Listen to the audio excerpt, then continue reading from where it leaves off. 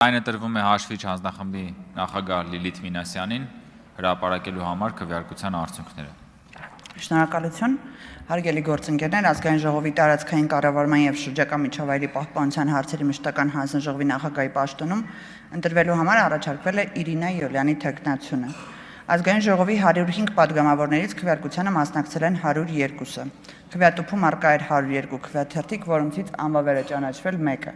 Ձայները բաշխվել են հետևյալ կերպ՝ կողմ 38, դեմ 63։ Ըստ այդմ որոշումը չի ընդունվել, կարող եք զբաղեցնել ձեր տեղը, Տիկին Մինասյան, եւ այժմ ձայնը տրվում է Ուժեղ Հայաստան խմբակցության քարտուղար Տիգրան Աբրահամյանին առաջադրելու համար տարածքային կառավարման եւ շրջակա միջավայրի պահպանության հարցերի մշտական հանձնաժողովի նախագահի թեկնածուին համեցեք։ Շնորհակալություն, հաշվի առնելով վերջին ժամանակաշրջանում եւ նաեւ այսօր իշխող քաղաքացիական պայմանագիր խմբակցության ոչ ժողովրդավարական քայլերը եւ նախագահի թեկնածուի չընտրելը Ուժեղ Հայաստան կուսակցությունը ներկապային չի առաջադրում նախագահի թեկնածու եւ